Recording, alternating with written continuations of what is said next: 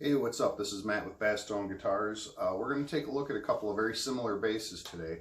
Just going to do a little bit of back-to-back looking at a Fender Precision player that I have here.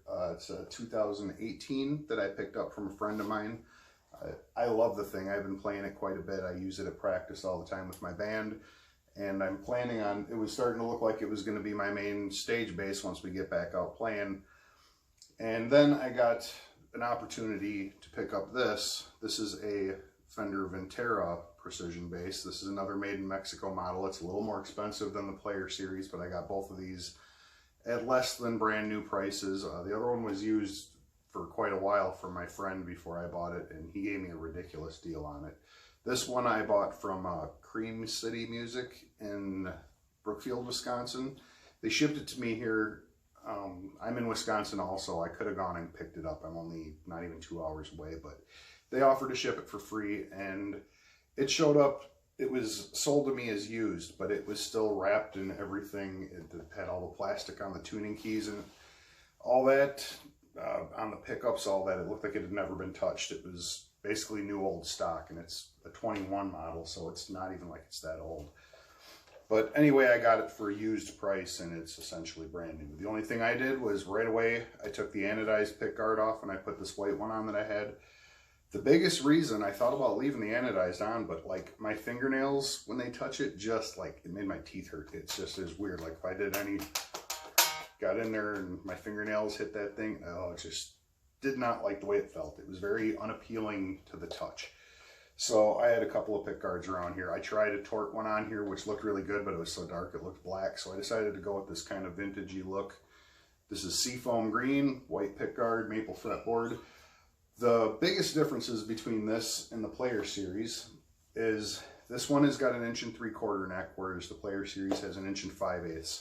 So this is a little bigger neck. It's based on the 50 style, but it's still very thin, kind of like front to back. It's fairly flat, which I was hoping it was going to be a little chunkier. I like a big fat P-bass neck. It feels like the Player Series neck, but wider. And it's not so much wide. I mean, they're increments. This is the same amount bigger than a jazz bass is. This is bigger than that. So it doesn't feel big to me, but I'm not small. I've got big hands. So I love this thing though. I love the neck on it and everything. The other difference, fretboard, this is a 7 1/4 inch radius. I believe that the Player Series is 9 1/2. The basses I build, I do 12, which is a little flatter yet. I don't find that to be a deal breaker on any, more radius, less radius. I'm cool with it no matter what. I tend not to find a big difference. The biggest difference is that this tighter radius, you tend to kind of choke out your notes if you bend. Don't do a ton of that, but I mean, it does come up. But it's not like it chokes out entirely or anything. And it's got a 50s style pickup, which is a little softer and smoother sounding to my ear. I kind of like the pickup in the Player Series a little better, and I'm debating after, I'm going to live with this for a while, and if it just doesn't cut it for me playing heavy stuff, I might put in a 63 Pure Vintage, which is a pickup I really, really like. I have it in another bass back here, so I might try it out, and then buy another one to replace it in the other bass. And another difference is this has got smaller frets. They're vintage style frets, and it's got a much better, the fret ends are much better finished on this bass than they are on the Player Series. Now, I don't know if that's as a rule or if that's just I've got a really nice one here and a less than perfect one over here. The other thing is I'm out in my shop where I have really dry air, and this bass, I think I got a little bit of fret sprout going on. So I could either take them down or I can just leave it alone. When the humidity comes up, it's going to be back to normal. But this one feels great right out of the box. It was perfect setup. Hats off to Cream City for that, because I almost always just assume I'm going to have to do a bunch of setup work on any bass I buy. And this thing was just, I was able to tune it up, and I think I need to tweak the intonation a little bit on the G. Sounded a little sharp to me. But other than that, this thing is awesome. So I'm going to let you hear it a little bit. I never know what to do as far as playing, whether I should just noodle around, because I usually just try to give you some tones all around the neck, so that you're not, instead of trying to perform for you. But at the same time, it doesn't maybe give you the best impression of what it sounds like when you don't hear it played in a musical context. So maybe I'll play a couple of riffs that you're probably going to recognize, and just going to goof around a little bit, let you hear it, and then I'll plug in the Player Series and you can hear what's which, you know, see if you think there's a big difference. They're not hugely different in price, a couple of $100, and this one comes with a kind of crappy gig bag, but that's better than the nothing that comes with the player. So let me turn off my mute. All right.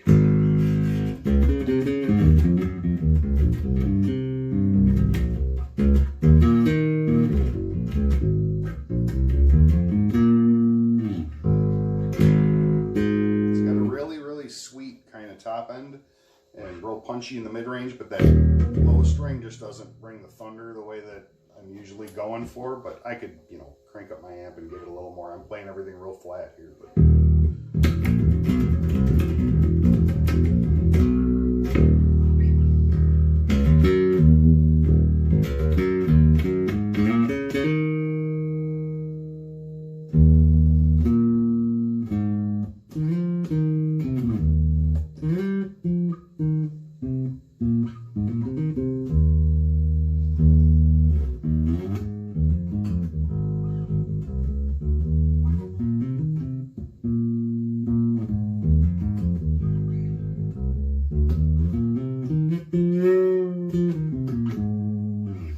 choke out a little bit when I kind of cranked on it. That's about the worst that I ever get out of this, and I'm playing round wounds because that's just more fitting to my style. I did a video about that with my player series, and even though I'm not a slappy guy, just so you know what it sounds like.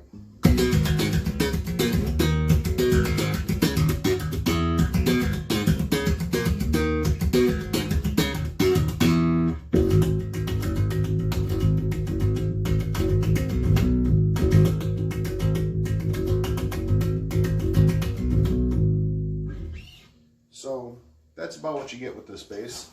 I really like it. It's really well suited to my playing style, I think. I mean, I'm a little heavy-handed, and so you get a little bit of that clicky clackiness, but it doesn't seem to be a real problem for me in a band setting. Speaking of, let me do this too. Probably want to hear it with a pick, maybe.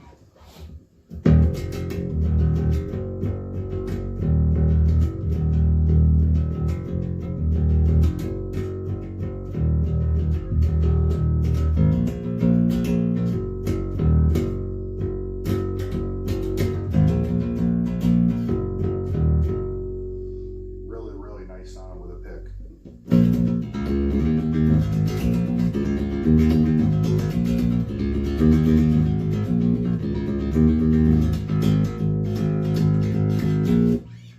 All right, so I suppose let's hear what the player series sounds like. Same exact settings. I'm going to try to remember what I just played, which riffs I played, and play something similar, and we'll see which one sounds bigger, better, whatever.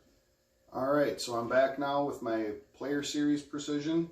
Another really cool looking bass, ocean turquoise with the Tort pickguard. This is the Rexecutioner, the Rex Machine, Rex on the Beach, Rex Drugs and Rock and Roll. I have all kinds of cute names for this bass because I got it from a buddy of mine named Rex. So anyway, got that out of the way. Let's hear what this thing sounds like.